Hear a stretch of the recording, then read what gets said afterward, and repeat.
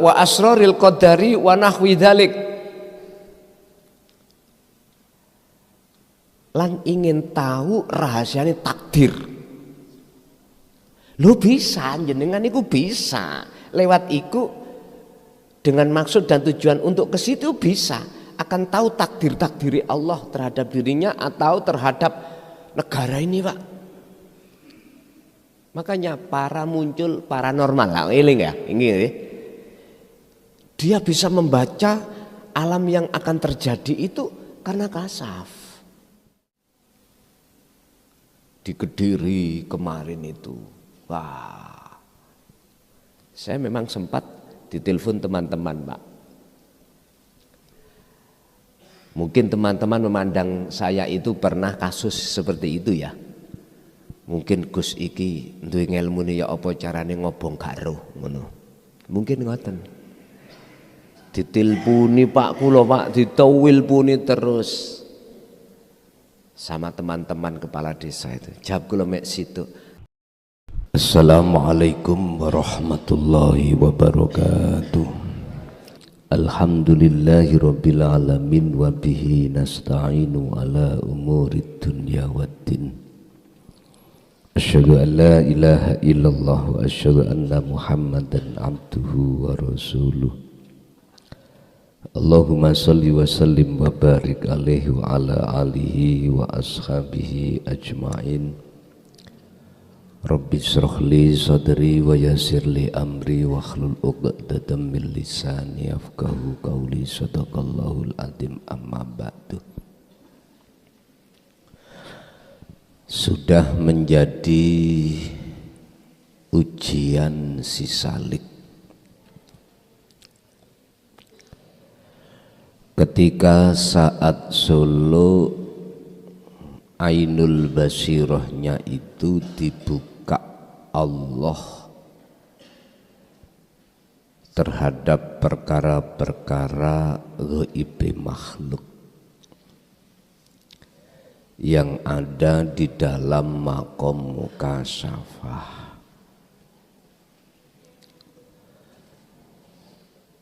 Si Salik harus sadar dan waspada akan hal itu semuanya. Sebab tujuannya si Salik ketika suluk hanyalah litakarrobillah waliqaihi, mendekat dan bertemu Allah.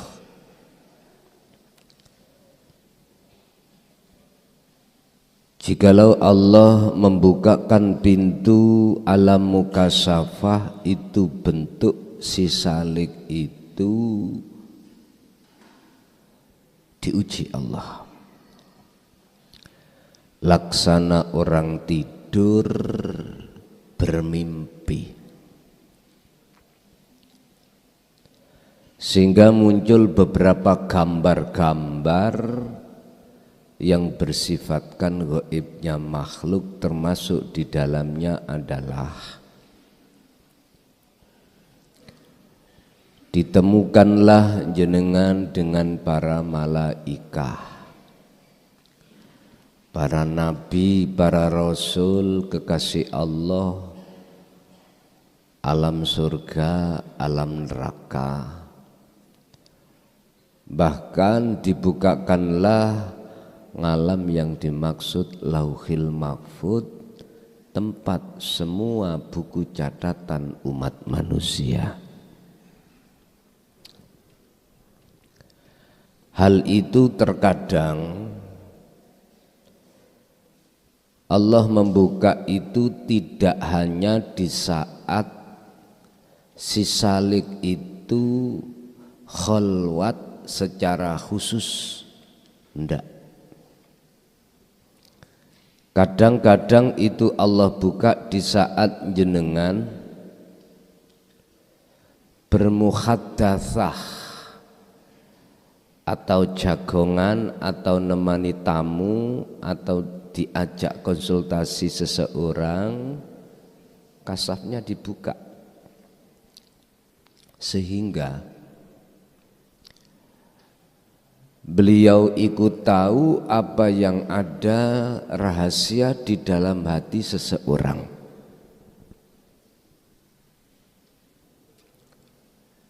Bahkan jauh sebelumnya, 3-2 tahun sebelumnya itu Allah membukakan apa yang terjadi di tahun berikutnya.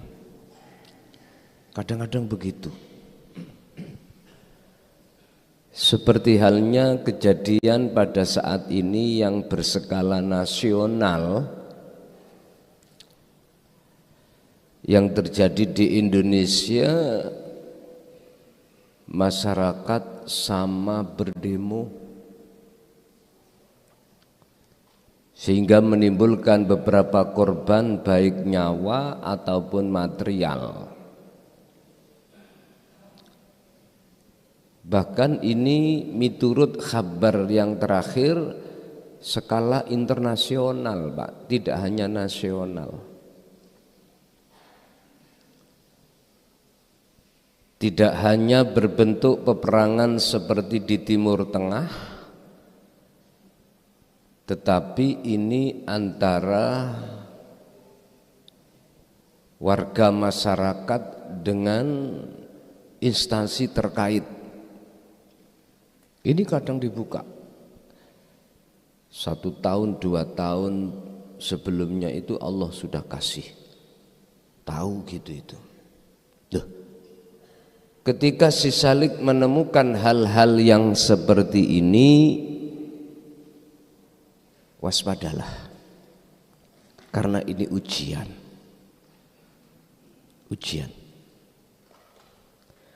Bukan hal itu si Salik sebagai inti tujuan natijatul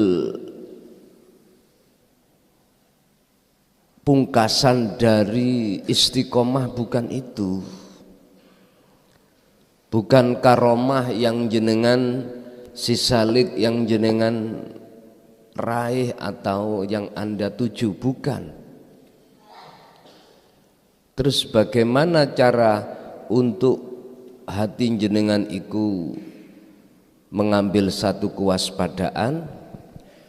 Ingat satu makalah, fi kulli mukawwanat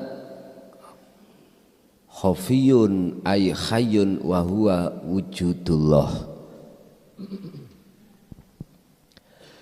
Setiap persoalan apapun yang disebut sebagai makhluk,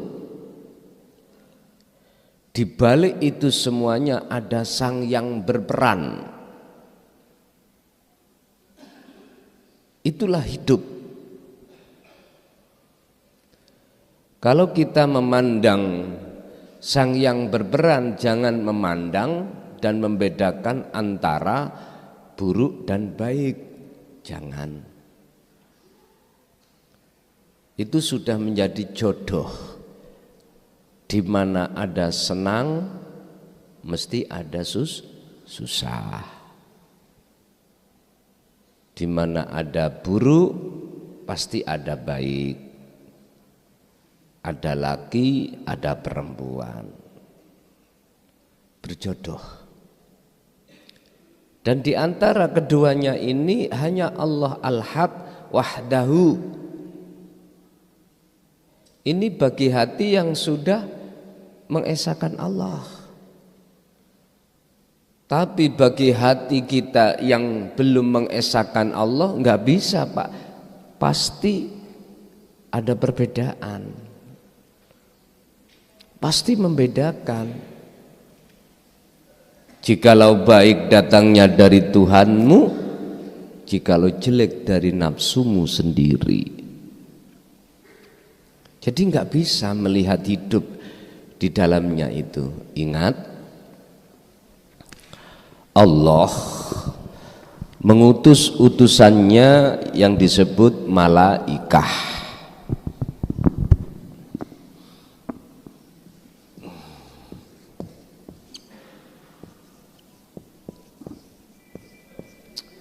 Itu membawa hidayah. Allah mengutus utusannya yang disebut syaitan.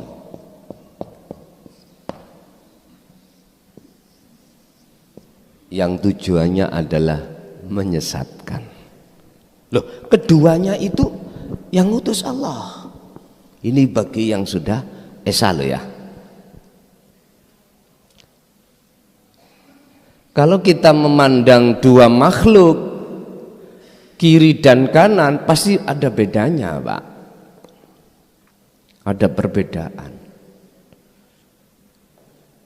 Kalau malaikat berarti membawa petunjuk, yang petunjuk itu ke Allah. Yang syaitan atau bisa sering kita sebut sebagai nafsu juga punya peran menyesatkan, menjauhkan hati kita dari Allah. Siapapun kita, apapun status kita, tatkala belum hatinya itu tenggelam di dalam bahrut tauhid, gak usah ngomong peran dari setan, Pak. Peran dari malaikat gak bisa kita jadikan sebagai thariqah untuk mendekat bertemu Allah, nggak bisa. Kita akan keganjel, kita akan memandang makhluknya antara syaitan dengan malaikat. Coba kita angan-angan kejadian, setiap kejadian kalau kita sebagai pendengar wayang. Mengapa Pak Dalang itu meletakkan wayang yang karakternya itu baik itu di negara Ngamarta? Yang paham wayang aku jelas jenengan paham. Di sebelah kanan. Mengapa yang perannya itu jelek atau buruk itu diletakkan di kiri, negaranya disebut Ngastina? Ini nggak bisa ketukar, Pak. Kalau ada dalang keliru naruhnya, wis diguyu-guyu penonton. Lah ngoten nggih. Guyu penonton.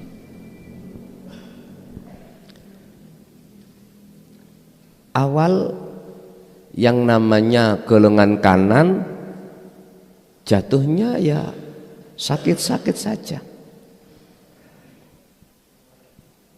difitnah, dihasut dan lain sebagainya.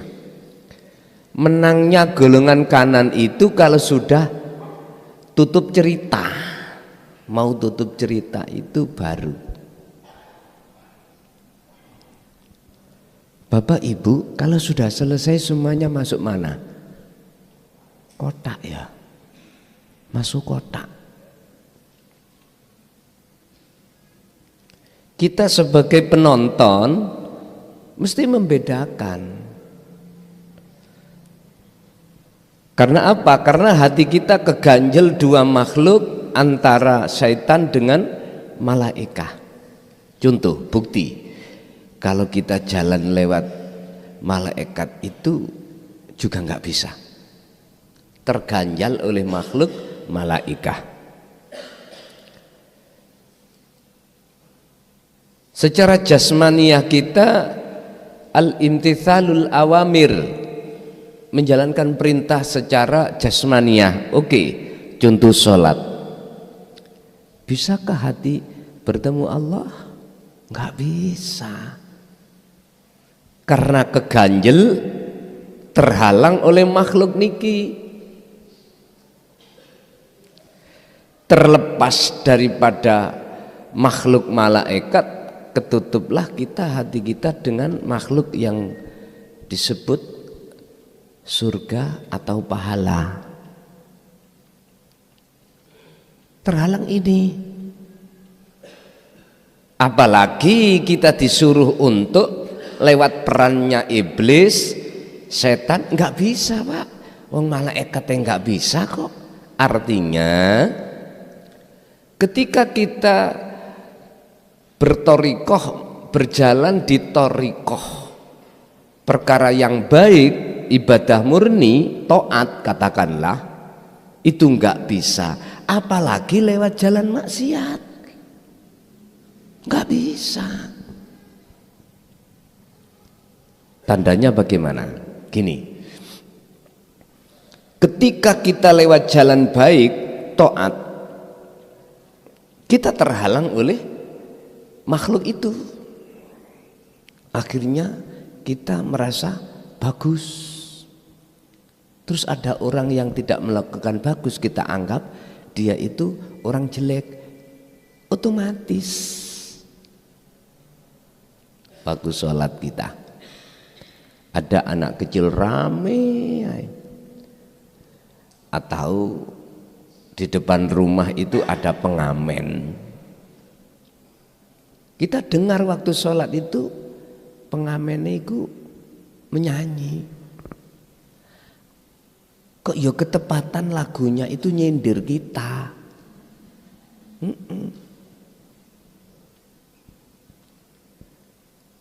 Pasti dalam hati kita bicara, maghrib kok nyanyi. Langan ini. Di hati itu ditanamkanlah hasud oleh nafsu itu. Udah terlepas dari itu semuanya, dalam hati kita olehnya melaksanakan itu nabrak. Karena pahala ataukah surga ataukah biar tidak dimasukkan neraka. Mesti nabrak di situ. Bahkan banyak yang berani mengatakan sholat munfaridan, sholat jamaah ganjarannya segini, kita puasa pahalanya begini. Berani Pak yang mengatakan itu? Berani ada. Dan itu wajar miturut golongan kita yang hati belum mengesahkan Allah atau belum bertauhid. Gak bisa Pak, untuk mendekat dalam rangka bertemu Allah mboten saged. Lewat makalah yang nantinya kami sampaikan adalah evaluasi diri, adalah hati-hati dengan apa yang nantinya Allah uji, dibukanyalah pintu alam kasyafah. Bisanya jenengan ini terlepas dari ujian itu hanya satu kuncinya, zikron katsiron. Ingatlah, berzikirlah dengan sebenar-benarnya zikir. Ini dalam surat Al-Ahzab ayat 41 saya cari Pak, tafsir si muhakamah mboten ketemu. Dzikron niki maksudnya yang bagaimana? Dari tafsir Munir, tafsir Jalalain, tafsir Mundir, Ibnu Katsir mboten ketemu. Ingkang kula maksud sejatine dzikir iku kebanyakan mriku tafsirane iku mengokohkan zikir sesuai dengan kelas kita.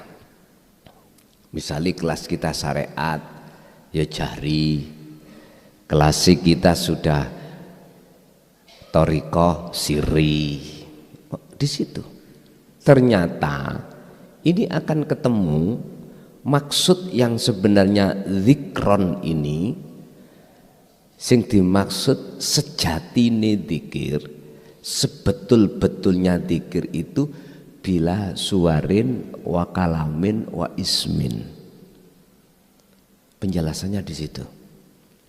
Atau mungkin jenengan buka di dalam kitab Kauniyah, muncul. Nek kitab Kauniyah niku muncule namine dzikir rasa. Dzikir rasa. Kalau kita membuka Al-Qur'anul Qadim, wa huwa adzikru bisiril asrar. Sehingga di dalam hikam niku dzikir itu dzikir yang tanpa diucap, tanpa nama, itu ada 3 tahap, 3 pintu yang sering ku sampaikan: su'aul basirah, wa ainul basirah, wa hakul basirah. Itu prosesnya si salik untuk bisa wusul itu memang di situ. Bapak Ibu hadirin rahimakumullah, siapapun kita, si salik itu ketika saat Allah meletakkan di alam muraqabah,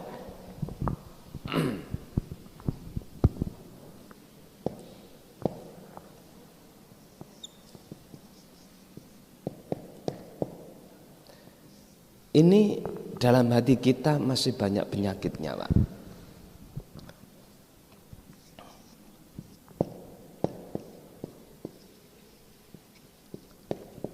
Masih banyak penyakit dalam hati kita. Kadang muncul, kadang tidak. Penyakit-penyakit hati di dalam hati kita termasuk hasud, riya, takabur, kadang kala. Karena itu memang proses kita, jiwa kita yang Allah proses yang disebut tazkiyatun nafsi. Dalam hati, walaupun Allah sudah terasa dekat dalam diri kita, tapi masih berjarak, masih ada 2. Contoh, kita punya iman bisanya melakukan apapun sebab digerakkan Allah. Memang itu prosesnya kita, si salik.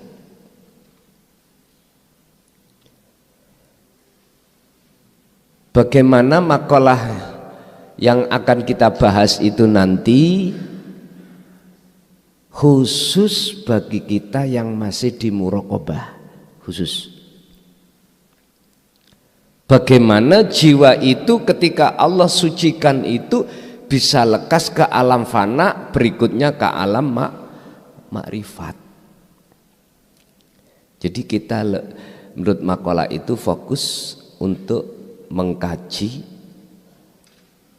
persoalan atau golongan kita yang sudah di muraqabah. Kita sudah tidak membahas golongan-golongan boten.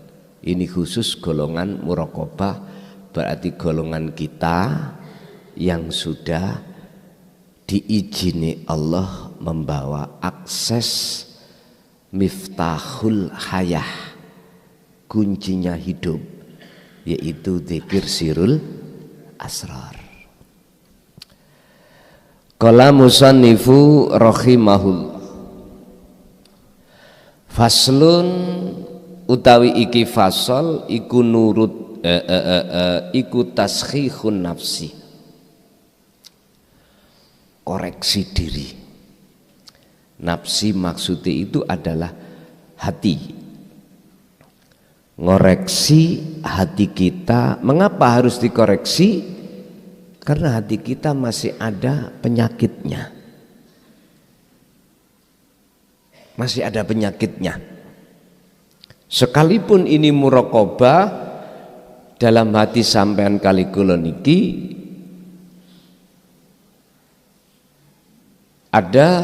masih ada hati itu penyakitnya. Ini tidak termasuk golongan dalam satu ayat fi qulubihim maradum fazadahumullahu marada. Bukan, ini golongan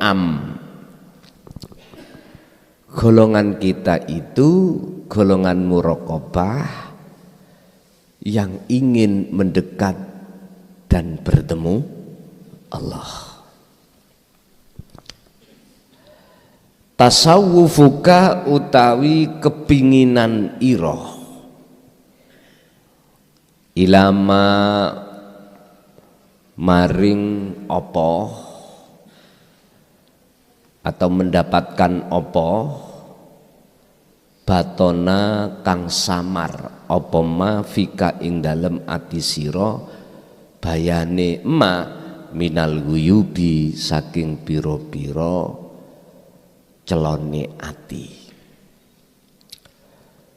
Tasawufuka iku khairun luwih bagus min tasawufika katimbang tinimbang duweni siji kepinginan ilama maring apa hujiba kang den tutupi apa ma angka saking ati ira bayane ma minal guyubi saking pira-pira perkara kang samar sing ai disebut karomah fi alamil mukasafah. Ketika kita mengevaluasi diri dalam hati kita terkait celo-celone ati, penyakite ati itu lebih bagus terhadap si salik katimbang daripada kita ketika suluk itu mencari dan meminta terhadap Allah supaya hati ini dibukakan samari makhluk, yaitu bab karomah atau bab masalah alam mukasafah. Ini pernyataan dalam satu makalah. Sebab apa lebih baik kita condong untuk evaluasi diri daripada mencari karomah? Karena pertama, tujuan si salik ketika suluk yang sudah membawa akses dan Allah taruh di alam muraqabah adalah pertama menafikan seluruh perkara selain Allah yang wujud, akhirnya disebut fana iki dalam rangka untuk makrifat sing nyoto wujude Gusti Allah. Itu dalam konteks wujud loh. Dalam hal konteks apapun juga sama. Satu, nomor dua, kebanyakan hal-hal yang bersifatkan karomah tatkala jenengan ini tidak membawa akses dan diizini Allah membawa zikir dikron kathiron itu mesti jenengan keganjel, kebegal, kehalang oleh makhluk yang disebut karomah tadi. Iku pasti Pak, nggak bisa ngindar kita. Sebab yahjubuhum bikaromatihim. Justru karomah itu dibuat Allah menutupi hati kita dengan Allah. Macam-macam toh Gusti Allah nutupi hati kita itu. Di alam hadoroh berbentuk wa'lamu annama amwalukum wa auladukum fitnah. Kadang ditutupi wujude anak, wujude dunya brono. Akhirnya hati ini terhalang oleh anak atau harta benda, nggak bisa tembus ke alam akhirat, yaitu Allah di situ, nggak bisa. Ini sudah Pak kita lewati. Masa yang seperti ini, masa am sudah kita lewati. Kita sudah tua Pak. Kita sudah mendekati kematian. Terus apa yang harus kita jalankan dalam rangka menghadapi satu kejadian yang mesti terjadi ini?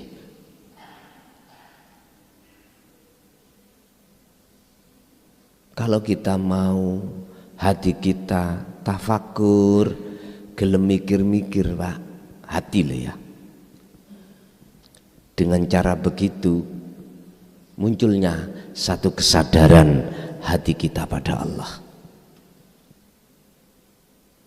Kadang-kadang kita badan agak sehat sedikit aja, seakan-akan umurnya masih panjang.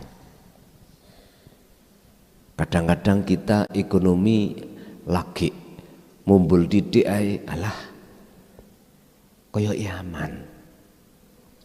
Ingat satu hal, perkara yang sudah Allah janjikan yang mesti terjadi kematian itu tidak berkompromi, Pak. Waktunya sudah datang, sehat pun, masih muda pun berangkat. Tidak hanya tua, tidak hanya yang sakit. Cuman kita sendiri, hati kita itu merasa kita masih lama. Seakan-akan umur kita masih panjang. Padahal kita tidak tahu 1 bulan lagi, 1 tahun lagi berangkat kita. Ingat, ada satu ayat yang Allah katakan, orang-orang yang ketika saat di dunia belum sempat untuk takarub dan mendekat Allah, sudah masuk di dalam janji Allah yang dipastikan terjadi. Seluruh ruh itu, jiwa itu berkata kepada Allah, ya Allah, kembalikan saya ke dunia lagi walaupun sesaat untuk bertobat. Itu dalam ayat apa saya lupa ada. Ini namanya, kata orang Jawa, kecewa itu getun iku raeneng mburi, ra ono ngarep, mesti ada di belakang. Makanya Allah mengingatkan kita dalam hal tentang masalah ini supaya jiwa manusia itu lekas sadar. Bapak Ibu hadirin rahimakumullah, lebih baik si salik itu mengevaluasi diri dari kesalahan-kesalahan hati terhadap Allah, atau dikatakan penyakit hati. Karena penyakit hati inilah yang menyebabkan, bahasa ilmu ini, kita nggak bisa tawajuh pada Allah. Dari hukum sebab musabab, sebab akibat, hati mengapa tidak bisa tembus terhadap Allahnya di alam akhirat, kok yo keganjel dengan makhluk-makhluk ini? Itu karena di dalam hati kita ada penyakit. Ada penyakit hati, seneng digungno wong, seneng dihormati orang, dipuja orang, lewat status kemuliaan yang tidak kekal. Mana status kemuliaan yang tidak kekal? Nun sewu, Pak. Jenengan ini punya status yang mempunyai kehormatan. Kaya, orang kaya. Jelas dimulyakno banyak orang jikalau jenengan itu tidak pelit. Bahkan jenengan dermawan. Ini kemuliaan yang tidak kekal. Ngapunten melih ngepol ya kalau ngomong, misalkan saya punya status ulama, ini hal yang tidak kekal. Lah mana status kehormatan kemuliaan yang kekal yang harus kita cari? Dijawab di Quran, inna akramakum indallahi atqa. Takwa itu yang berangkat dari ilmu, amal, istiqomah. Ya ihsan iku, Pak. Prosesnya dari takarub, fana, makrifat. Itu. Inilah status atau kehormatan yang sifatnya kekal di sisi Allah. Kalau yang tidak kekal itu, ya mohon maaf, kita sudah tidak jadi DPR, mana yang menghormat kita? Enggak. Kita sudah tidak menjadi kepala desa, pejabat, siapa yang menghormat? Enggak ada. Kami tinggalilah pejabat-pejabat daerah, staf-stafnya itu loyalitas. Salaman diambung dan lain sebagainya. Coba itu nanti kalau sudah lepas dari status, gak mungkin Pak. Ibaratnya tawon. Kalau tidak ada madunya, lalapo dikerubung nek karin tupit tok. Sampeyan kerubung, yo sampeyan badi tintup. Sing ana madune kesehatan. Sampeyan cari. Itu laksana sajalah biar gampang jenengan terami. Oleh sebab itu carilah kehormatan atau status itu yang kekal. Status yang kekal tadi saya katakan yang tidak pernah berubah, takwa pada Allah. Itulah status yang sesungguhnya.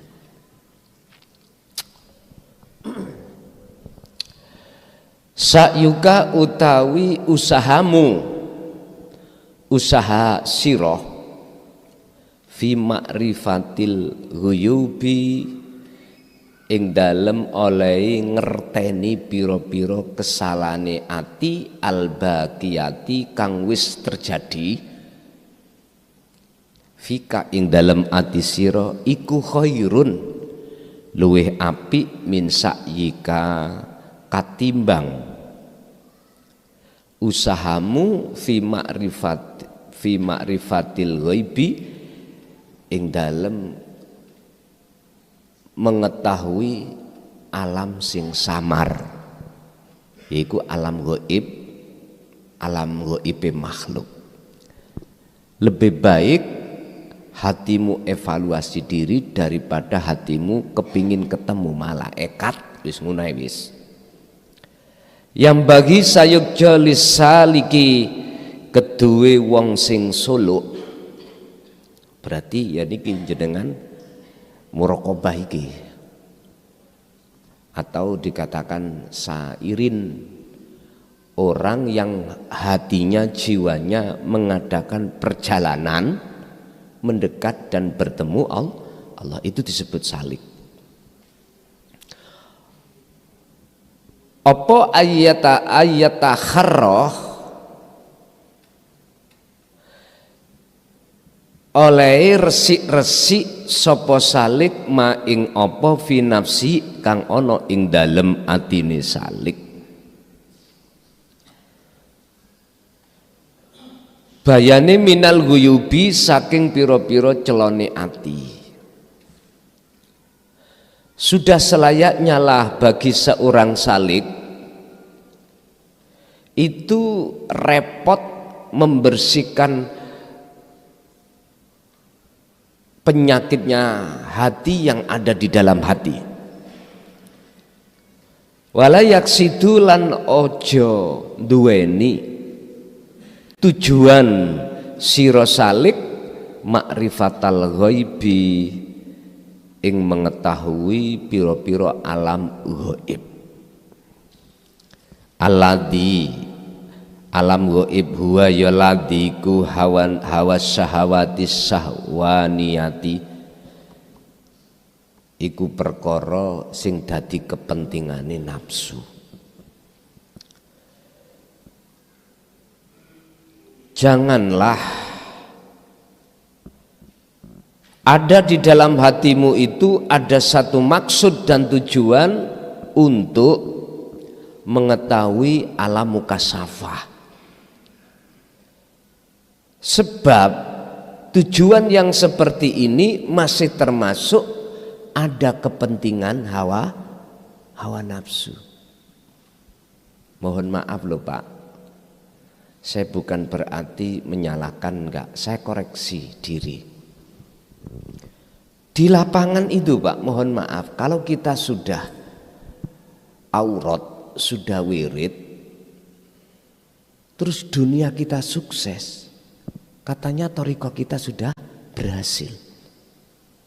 Kita ketemu Kanjeng Nabi, kita ketemu malaikat, itu katanya sudah belum Pak. Kadang tik cemlorot cahaya-cahaya terhadap diri kita, belum Pak. Ini proses kita, jiwa ini diuji Allah. Makanya saudaraku yang ada di thariqah mutabaroh manapun, saking tekune jenengan suluk ataupun khususiyah, kok terjadi di dalam diri panjenengan itu ketemu para malaikat, ketemu para nabi. Anda jangan menganggap sudah cukup Anda perjalanan ini. Belum. Kita masih diuji Allah itu.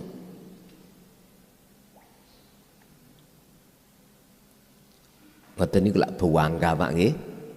Pol banggane. Anggane kula kapan konten itu saya pesan. Jenengan kalau dibukakan pintu alam kasaf, terus ditakdirkan Allah bertemu Kanjeng Nabi, teko Kanjeng Nabi. Tanyakan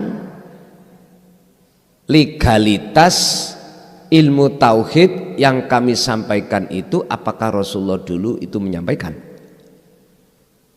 Dan atau apa yang kusampaikan itu keluar dari tatanan ajaran risalah inti Rasulullah? Kalau iya, tak tutup. Kula mboten bladasan ngaji ngalor ngidul. Enak ning omah tok. Dengok saweneng lah tambahan. Waktu hanya kujadikan untuk berkarya aja, nulis, udah penak tambahan. Tanya, kalau beliau jawabnya itu seperti itu. Tapi aku yakin sesuai dengan ayat yang Allah katakan, wa ma arsalnaka illa rahmatan lil ngalamin. Wa qala aidan illa mubasysyiran wa nadhiran. Rasulullah enggak ada kapasitas untuk memaksakan umat mengikuti beliau, enggak ada. Itu bukan tugas Rasul. Tugasnya Rasul adalah mubasysyiran, memberikan satu kabar baik bagi yang beriman, wa nadhiran, sebagai peringatan bagi yang tidak beriman. Intine illa rahmatan, siapa sing atine gelem ngaji iku mesti nyaman. Sampeyan rasakno dhewe. Sampai timang-timang dulu, sebelum kita mengenal ajaran Rasulullah di jalur tauhid ini, dengan kita sudah berlaku di dalam bahru tauhid ini, bagaimana keadaan hati kita dulu Pak? Hati ini mesti rasa khawatir, rasa gelisah. Besok apa yang mau kita lakukan, hasil apa enggak, kita selalu gelisah. Satu contoh, kita punya anak daftar TNI atau Polri, besok pengumuman lulus apa enggak, sekarang khawatir. Itu yang disebut asyak, mamang dalam hati kita. Bahkan sampai detik-detik, padahal ketetapannya Allah sudah jelas jadi loh. Mengwae hanya saja detik-detik takdir belum diumumkan, hati kita bingung Pak.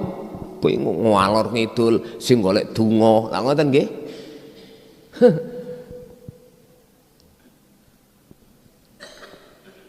Allah. Apalagi pilihan kepala desa ini, khusus yang bersangkutan, lebih-lebih pendukung fanatiknya, pasti hitung Pak, dek dek dek dek langatan nggih. Padahal dalam makalah lain beliau katakan, peparing Allah yang disebut takdir itu tidak ada kaitannya dengan doa atau ikhtiar kita. Insya Allah di atas 100 makalah itu. Qadhae Allah yang sudah ditulis oleh Allah itu, yang nanti disebut peparing, itu enggak ada kaitannya sebab penyuwunan kita, sebab permohonan kita atau ikhtiar kita. Loh kok bisa? Jawabannya sederhana. Karena lebih dahulu datangnya qadha ya daripada berdoa. Apa mungkin perkara yang baru datang sebagai sebab datangnya perkara yang lama? Enggak mungkin. Mestinya kebalik. Apa mungkin adanya anak sebabnya adanya bapak? Lah kualik toh. Mestinya adanya bapak sebagai sebab adanya anak. Waktu dulu kita ada di golongan ampa, mohon maaf, yaitu yang disebut iktimad. Bab pertama yang beliau Syekh Ibnu Athaillah bahas adalah iktimad. Ngandel-ngandelno ikhtiare doae. Kok gak aku berdoa mang gak dadi anakku. Kok gak aku ikhtiar melayu rono melayu rene ngelobi rono ngelobi rene ngetokno duit iko gak dadi. Iman kita jatuhnya di situ. Ya ini penghalang hati kita pada Allah. Dikongkon model sholat sing kaya apa gak akan pernah bisa benar menghadap Allah. Ora iso. Allah Yusti maklumi karena kelasnya masing-masing. Lah kelas sampean ini sudah melewati kelas hukum sebab akibat mang yang sangat salah, yaitu doa atau ikhtiar sampean itu yang asalnya kita imani sebagai sebab peparingi Allah, ini sudah kita lewati. Sekarang kita memandang yang asli. Peparing itu berupa peparing jenenge kodok, sebab iki wis tercatat saderenge panjenengan kali kula niki didadekne Gusti Allah. Yang dikumpulkan Allah di dalam alam azali. Ini sudah istilah bahasa lodrok. Pemain-pemain ini sebelum main konsep itu sudah ada Pak. Kamu peraning ini, B peraning ini, nanti gini itu sudah ada konsepnya Pak. Makanya sebuah film mesti ada sutradara. Laku ning dunya iki ening sutradarae sing wis dikonsep. Mohon maaf Pak, kita inginnya dilahirkan dari seorang yang alim lah ngono. Tapi kalau kita dilahirkan dari seorang yang tidak alim nggak bisa. Wis konsepnya dewi-dewi, perannya masing-masing. Ada orang perannya ahli ibadah, oke, sudahlah. Tekuni keibadahamu ing ngersani Allah. Bagaimana caranya Anda ini bisa bertemu Allah? Yang kedua, iki sing berontak iki kebanyakan. Kau diperankan maksiat. Bagaimana Sekiranya dalam maksiat kau bisa bertemu Allah. Artinya kemaksiatan itu tidak bisa menghalangi hatimu pada Allah. Wis. Iki jelas nek dirungokno golongan kita yang diam ngaji ngawur langun ya. Bah, gak ngereken. Nanti kau akan paham. Kalau Anda sudah sedikit aja tenggelam di dalam bahrut tauhid, di alam muraqabah akan paham. Perani dewi-dewi, Pak. Jane iblis itu nggak mau cara diletakkan jadi peran makhluk yang durjana, nggak mau, wis pinginnya jadi malaikat lah, ngoten toh. Tapi apa iso ngelawan ketetapan Allah? Sing lebih parah itu gini, kita nggak tahu peran kita. Ketika kita melakukan peran kita, kita nggak tahu siapa bendoro kita. Itu yang sering terjadi. Padahal bendoro kita pangeran itu yang setiap saat dan waktu melayani kita dalam segi apapun, fasilitas apapun. Ini kalau kita bicara sutradara gampang sampean paham. Ya situlah Pak layaknya, makanya dalam Al-Quran kehidupan dunia laibu walahun. Kata Niki Ardila almarhumah sandiwara, panggung sandiwara. Kalimat itu hanya mereka yang sudah di bahrut tauhid paham. Kalau kita masih di dunia di nggak paham, Pak. Kok iso panggung sandiwara? Tenan iki, tenan. Temenan ini. Gak paham tentang panggung sandiwara. Jadi si Salik itu prayugine mestine dia itu sibuk untuk mencari celahnya hati katimbang dia itu mencari rahasia ghaib makhluk di alam mukasafah ka iradati ma'rifati asrari qulubin nas. Contoh di alam kasafat tadi koyok dene ngarepake mengetahui piro-piro rahasiane atine menungso liya. Karep sing ada di dalam hatinya seseorang, dia ingin tahu. Ini loh, jangan. Sebab bisa Pak, jenengan dzikir sirul asr itu jenengan jadikan untuk endingnya itu ke alam karomah, mendapatkan karomah. Bisa.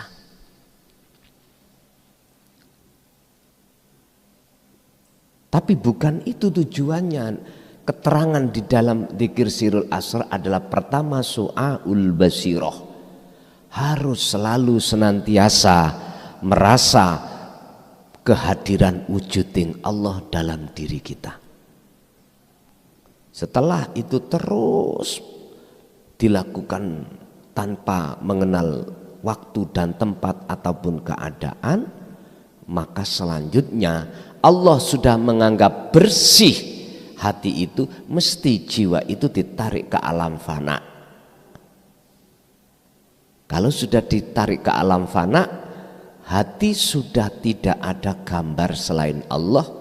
La taj'al ma'allah ilahan akhar. Wis gak ono sing jejeri Gusti Allah ning ati sampean, gak ada. Jangankan makhluk lain, dirinya sendiri sudah gak tahu. Laksana orang tidur. Tergantung Allah meletakkan kita itu di khos apa khawasul khawas. Kalau di khos jenengan seakali sudah nggak tahu siapa-siapa. Karena selain Allah sudah nggak ada, ya nggak tahu. Berarti yang ada cuman aku Allah. Guys, Kalau diambil saakali dicengkeram Allah, saakali nek cara Jawa sukmo sak nyawone dicengkeram Allah, laksana orang tidur tak bermimpi, bagaimana syariat bisa menghukumi? Makanya disebut orang majedub itu di situ. Majedub itu orangnya, jadab itu kelakuannya, perilakunya. Hukum syariat nggak bisa menghukumi. Walaupun waktunya sholat, dia nggak sholat secara syar'i. Enggak. Orang pada melakukan al-imtitharul awamir, puasa, dia nggak puasa. Nggak bisa dihukumi. Karena baik jiwa maupun akalnya itu sudah Allah cengkeram. Inilah alam fana fi alamil khos maklum. Beda kalau diletakkan fana ini di dalam tempat khawasul khawas. Yang dicengkeram Allah itu namun jiwa, hanya ruh, sukmo atau akal mboten. Akhirnya oh ini istriku, oh ini suamiku, oh aku waktunya masak, waktunya kerja, tahu dan ingat dan dia lakukan. Oh ini waktunya sholat duhur, bisa tahu. Ini laksana orang tidur tapi bermimpi. Laksana seperti itu. Jadi ketemu siapa. Makanya habis mimpi terus ngen-ngen. Lah iya aku mang ketemu Pak E, padahal Pak E wis gak ono. Lah ngaten nggih. Kadang-kadang ngaten. Ini khawasul khawas. Di mata Allah kedua-duanya itu sama, Pak. Lah,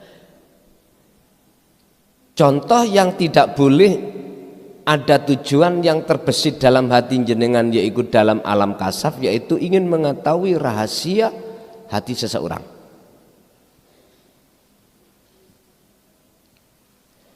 Yang kedua, wa asraril qadari wa nahwi dzalik. Lan ingin tahu rahasianya takdir.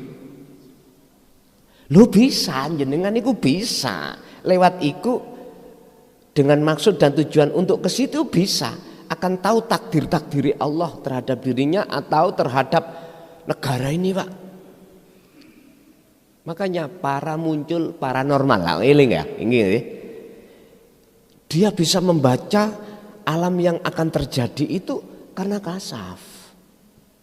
Karena kasaf, Pak. Tapi ini sudah saya ingatkan, kalau panjenengan masih tetap bersikukuh untuk mencari hal itu, ya terserah. Ngoten, paham maksud kula nggih?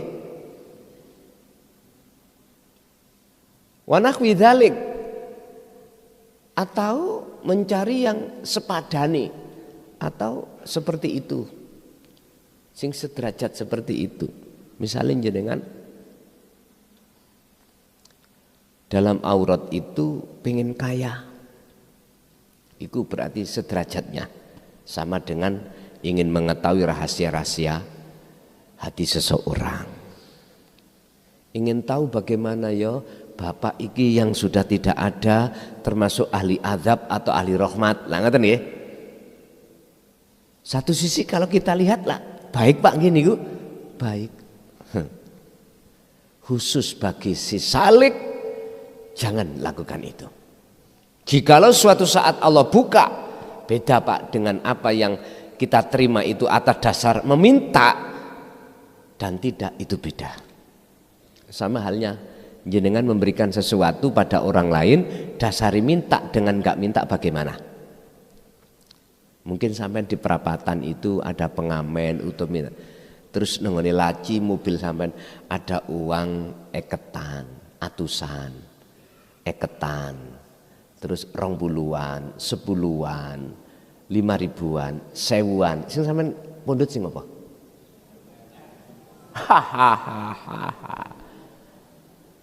Karena dasarnya minta.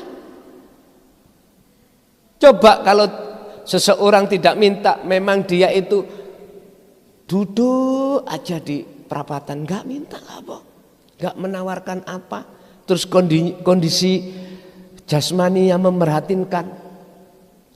Loh, nggak mungkin sampai akan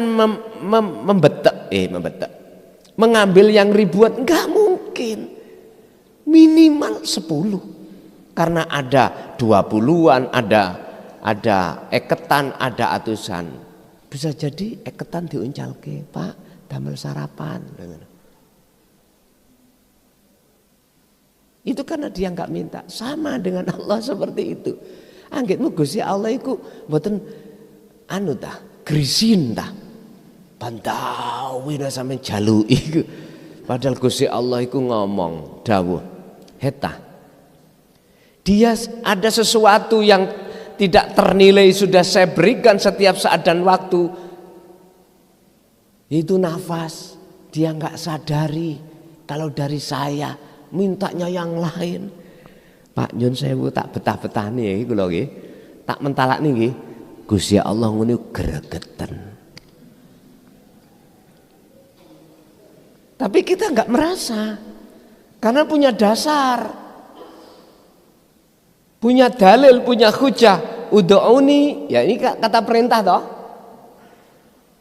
Ud'uni jalu asirani ingsun. Kalau kau betul-betul mintanya terhadapku, yuk astajib, tak sembadani.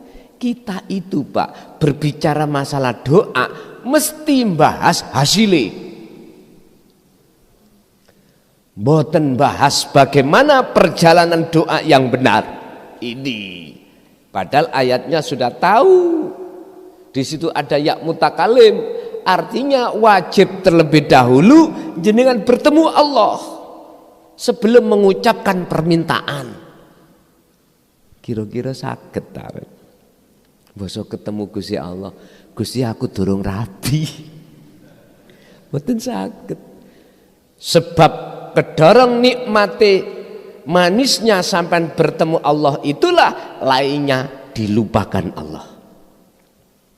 Didelok ning alam azali ana tah catetane iki mang jodohe. Nek ana aja kakean cocot engko teko dhewe. Wis gak mboten wani Pak kakean cocot mboten wani.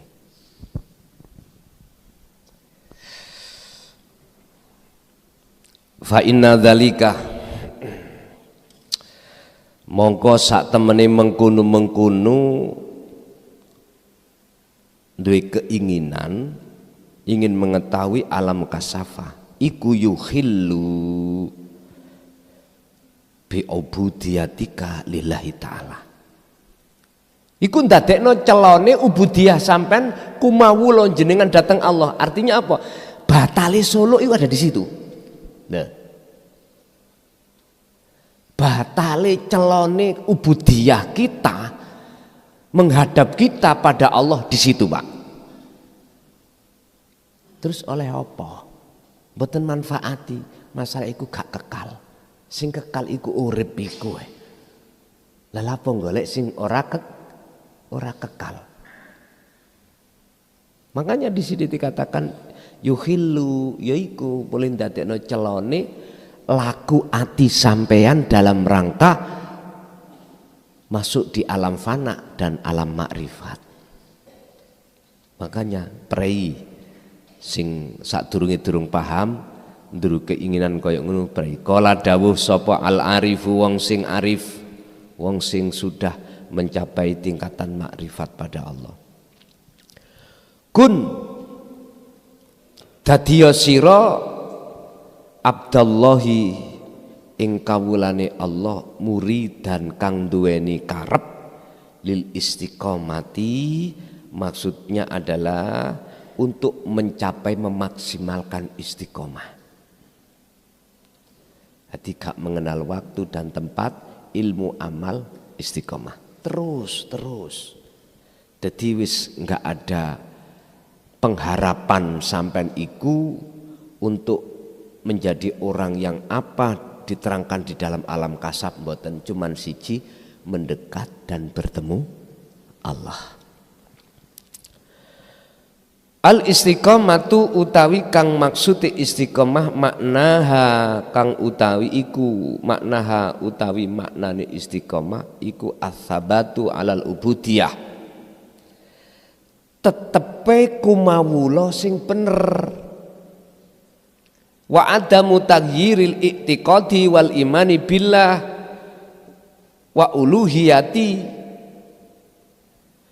dan tidak gesere owae lan ora ono owae yang namanya keyakinan atau keimanan. Tetap imani Allah. Artinya apa? Kalau di dalam muraqabah itu Pak, hatiku selalu sambung datang Allah dalam hal aktivitas iki yang aktivitaskan adalah Allah. Jadi iman hanya Allah yang beraf'al itu tetap. Apalagi kalau sudah fana bahkan sampai makrifat, imaniku cuman aku Allah dalam hal segala apapun, baik yang berkenaan dengan dirinya ataupun makhluk lainnya, tetap aku Allah. Makanya jenengan kalau sudah mengamalkan sirul asrar, kok terdengar suara yang muncul dari makhluk apapun, suara lo ya, sampai dengarkan di telinga jenengan dan orang lain tidak mendengar, misalkan Korean atau apa ngomong aku Allah, ojo heran, iku sebagai fa'lam, pengingat terhadap kita untuk mentajalikan Allah. Ngoten niku isa-isa mboten saged lapo-lapo Pak. Yang namanya kopi mau diminum, kopi ini ngomong aku Allah, gak sido. Nasi yang mau kita makan karena kita lapar, nasinya bunyi, yang Anda sendiri yang dengar aku Allah. Wis. Niki proses Pak ya, proses kita itu diiling nih Gusti Allah untuk mengakukan sedaya iku Allahnya. Pun wala takunan ojo dadi sira abdan kelawan kawula taliban kang nuntut lil karomati menyang kesaktian. Kuwi suluk membawa dzikir sirul asr iku Pak, jangan nuntut minta pada Allah untuk dikasih karomah, jangan. Walaupun ada kaidah yang mengatakan sesuatu yang diistiqomahkan akan muncul karomah. Itu otomatis. Tapi berhubung jenengan si salik sudah dibawain dzikir sirul asrar, jangan mandang hatimu tawajuh terhadap karomahnya, tapi siapa di balik itu semua. Dalam arti kata lain, seruannya adalah temui Allah di alam akhirat di dalam karomah itu. Sebab karomah itu alam dunia dan di dalamnya itu ada alam akhirat. Dan Allah di situ. Gampangnya ngomong itu ngoten. Buka kunci di situ, sampean kudu nggawa kuncine miftahul hayah. Kuncine urip yaiku dzikir tersebut. Berarti kita yang sebagai salik nggak boleh nuntut atau minta Allah terkait masalah karomah. Kesaktian wal istiqomatulan utawi istiqomah iku iqomatul faraidi, jejeke masalah piro-piro kewajiban. Disebut istiqomah itu jejeke ati sampean terus menerusnya jenengan iki berzikir. Itu artinya istiqomah. Dan di situ relatif. Orang bicara istiqomah relatif. Kalau bicara waktu misalnya ben maghrib tok bantawino mari maghrib. Kalau bahasa dzikir Pak, ning Quran iku bukrata wa asila. Baik siang maupun mal. Wadhkur isma rabbika Muhammad. Bukrata wa asila. Baik siang maupun malam berzikirlah terus. Berarti kan enggak ada jeda Pak ya. Enggak ada jeda.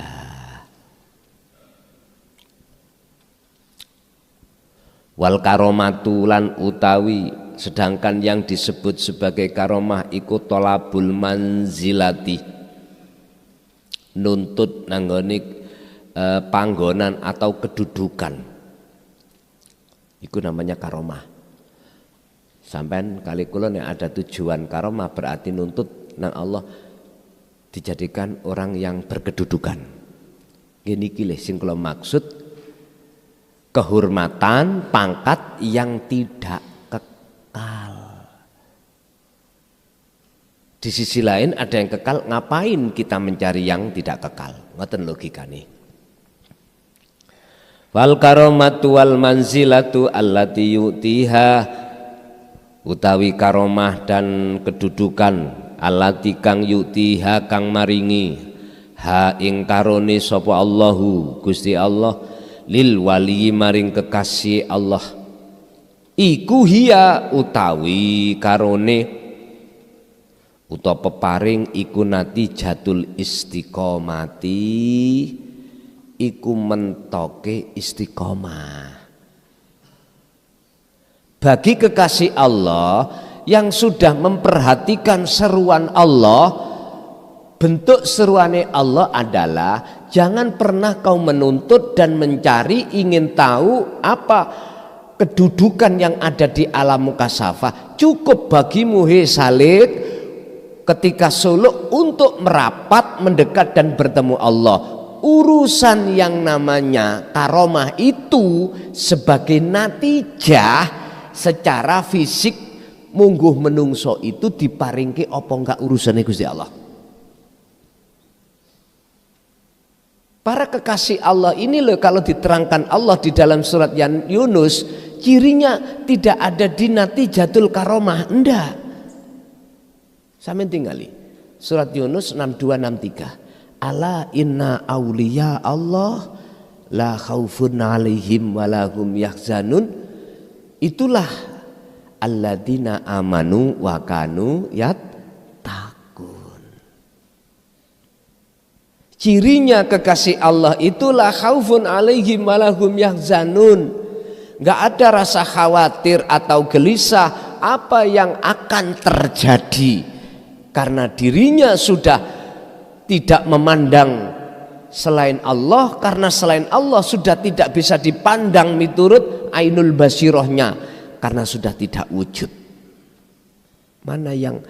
Mana bisa perkara itu dikhawatirkan, lah perkara itu enggak ada. Jadi besok anak kita itu mau bayar sekolah sekarang enggak ada, mboten bingung Pak, mboten bingung. Mboten mudah loh Pak ya. Hati yang seperti ini enggak mudah. Ngomong mudah Pak, karena paham ilmu. Praktek ini, lakune niki nek gak sampean sering berzikir, mboten saged. Sebab banyak di antara kita sebagai pelaku alim ilmu tentang masalah hal ini, tapi sedikit sekali hati kita itu bisa sampai pada kewusulan Allah. Makanya disaring Pak, disaring. Sehingga betul-betul jadi kekasih Allah itu disaring. Disaring teko ilmu, disaring laku. Udah, kalau sudah disaring laku, ketemu nirvana dan makrifat. Lah orang-orang yang disebut aulia Allah yaiku alladzina wong akeh amanu kang wis imane iku tetep berarti ihsan. Rupanya dibuktine kok ihsan wakanu yat takun dia bertakwa. Berarti makrifat wis. Dan golongan ini tidak terlepas awalnya itu pendidikan tauhid. Urusan tauhidnya itu dari Al-Qur'anul Qadim atau ilmu yang tersirat ataukah dari kauniyah, ilmu yang tercipta yaitu alam. Suka-suka Allah bimbing hambanya, tidak harus lewat wahyu Allah tertulis Quran iki, enggak. Bisa Allah meletakkan memproses hambanya itu dari ayat-ayat kauniyah alam ini, Pak. Sebab apa ya air itu kok mencari tempat rendah? Dipahamkan Allah. Dan seterusnya. Ini orang-orang yang tidak mengenal tulisan Arab. Ya. Tapi hanya mengenal kitab kuno. Sama saja jadinya kefana dan makrifat Allah.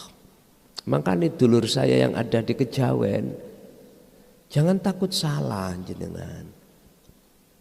Karena kalau kita sudah berbicara tentang akidah, kalau akidah ilahiyah urusannya ruhaniyah, bukan jasmani ini.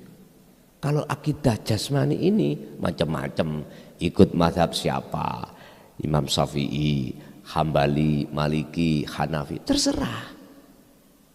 Kalau akidah sudah menyentuh ilahiyah, udah sama, nggak ada yang khilaf.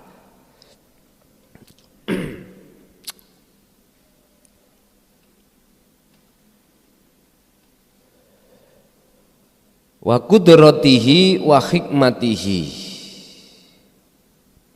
Di samping hatinya itu tetap ubudiyahnya itu datang Gusti Allah dan tidak berubahnya sebuah keimanan ketuhanan pada Allah, wa qudratihi lan kekuasaane Allah, wa hikmatihi lan pirobi wa hikmatihi lan kebijaksanaane Allah.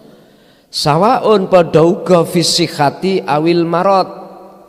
Iman sing tetap itu tidak memandang keadaan, walaupun keadaan jenengan iki sakit maupun sehat sama, tetap yang muncul aku Allah. Sing gak paham mesti ngomong ini, berarti Gusti Allah loro ya, sakit. Iku berarti gak paham. Oh Gusti Allah berarti sobo lokalisasi, berarti gak paham. Oh berarti Gusti Allah sholat ya, gak paham. Gak paham. Kalau paham dikatakan paham, diem Pak. Dalam praktek yang disebut faham, lakune diem. Bagaimana mungkin akan muncul laku sholat, akan muncul laku maksiat? Lalu yang ada cuman aku Allah. Itulah yang disebut aqaid seket itu sifat jaisi Allah, cuman tunggal. Apa sih jaisi Allah? Sakarepe dhewe. Lah ngoten. Itu sifat jaisi Allah. Seperti sekarang. Mau bilang apa jenengan? Keadaan Indonesia darurat kemarin itu bisa mencegah tah atas semua kejadian? Ora iso. Kita lo mau bilang apa? Kita itu hanya bisa ya wis itu jaisi Allah.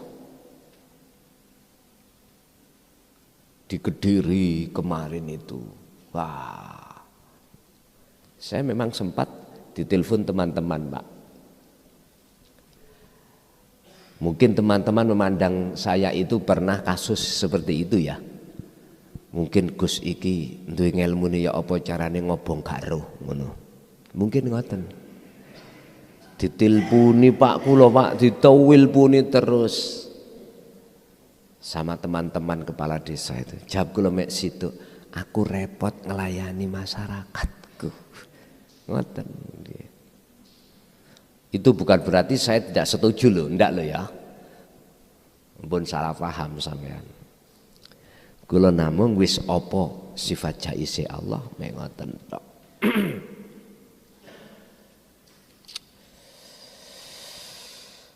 Awis sururi utawa keadaan seneng, awil doiki utawa susah, awil farhi utawa suka, awil huzni utawa duka, awil hina utawa keadaan sugih wal fakri lan melarat. Ini enggak akan terpengaruh dari ketetapan iman sampean yang ada di dalam hati, yaitu aku Allah, enggak bisa merubahkan keadaan ini. Keadaan yang berbagai macam keadaan tidak akan bisa merubah aku Allah, mboten saged. Ini jikalau si salik sudah sampai mencapai makrifat. Al-khulasatu utawi ringkesane annana ing sak temene ingsun kita iku sanukimu bakal bisa koreksi anfusana ing diri kita iku idza kana tatkalane ana apa kulubuna pira-pira ati kita iku daiman langgeng apane mutawajjihatan madhepe ilallahi maring Allah. Yang namanya koreksi diri itu akan selalu ada dalam diri kita manakala hati ini selalu memegang tali Allah atau langgeng oleh tawajuh. Tawajuh ini robitoh lho Pak. Atau penghadapan diri ilallah maring Allah. Nyun sewu Pak, saya cari di dalam Al-Quran tentang masalah robitoh atau tawajuh. Satu pun ayat nggak ada yang menyatakan kalau diperbolehkan terhadap makhluk secara ruhaniyah, nggak ada. Boten wonten. Justru yang saya temukan itu kama qala kaya oleh dawuh sapa Allahu Gusti Allah fi suratil Al-An'am ayat 79. Salah satunya rupane ayat inni wajjahtu wajhiya lilladzi fataras samawati wal arda hanifan wa ma ana minal musyrikin. Sak temene ingsun iku sampean kembalikan pada jasmani apa rohani monggo kersa saenake. Kita beda orang, beda tafsir, beda pandangan, monggo itu hak. Tapi saya katakan ini itu mutakalimnya, prosesnya di muraqabah adalah ruh, jiwa, bukan jasmani. Iku wajah tu kuhadapkan wajhia terhadap wajah Allah. Wajhia ini Pak, mohon maaf, tidak ada yang berani mentafsirkan karena gecokan ayat, ngapunten, keganjel ayat laisa kamislihi syai'un. Karena belum lepas diri, ya gak wani, dan tidak ada kapasitas manusia itu mengkoreksi Allah, gak ada. Nggak ada perkara yang tidak ada itu bisa untuk berbicara tentang yang ada, nggak bisa. Kapasitas yang mengatakan yang ada itu sendiri. Makanya kita keganjel dengan ayat itu. Bahkan ada satu ayat, Muhammad jikalau hambaku bertanya tentang aku, tentang masalah ruh, katakan itu urusan Tuhanku. Nah, itu urusan Tuhanmu. Berarti secara sisi kemakhlukan Muhammad itu enggak ada kapasitas untuk menjelaskan tentang masalah ruh. Berarti yang berhak membahas adalah Allah. Karena kalau kita bicara ruh itu sesuatu, mohon maaf, kalau sudah di makom fana sampai makom makrifat itu, ruh itu bukan makhluk, Pak. Ayo proteso, sakarep sampean. Memang dalam pandangan persepsi kita di dalam hukum syariat makhluk, Pak, iku makhluk. Tapi kalau hati sudah tenggelam di dalam bahru tauhid, pengesaan datang Allah, bukan makhluk. Nek makhluk ya kudu hancur, Pak. Luruh nih lho mboten hancur. Mboten mati. Saka diterima, bingung Gus, ngombe kopi sik.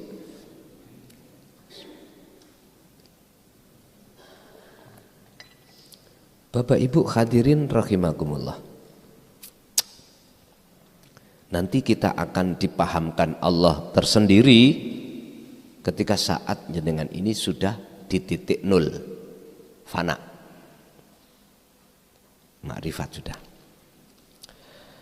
Sifate wajhiya lilladzi yaiku dzat fataras samawati wal ard kang dadekake isine langit lan bumi. Iki nyeritakake Nabi Ibrahim, Pak. Hanifan oleh madhepiku kelawan mengikuti nderek agama kang lurus. Maksudnya Hanifan ini agama sing condong menyang keesaan Tuhan. Berarti jenengan sholat kalau tidak didasari ilmu tauhid ora bisa madhep. Loh, intinya ngoten.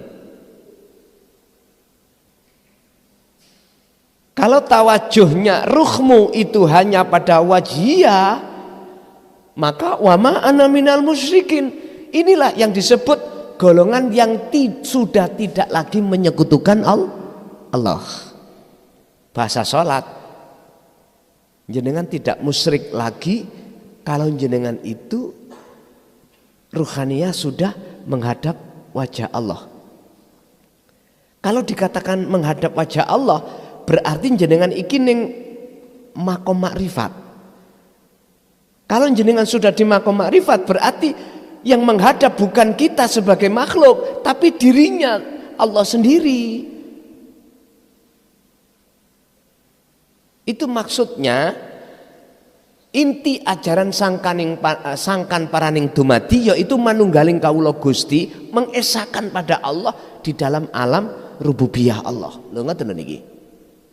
Dan itu tidak terlepas dari meditasi khalwat. Ya niki, solo niki sing tak maksud.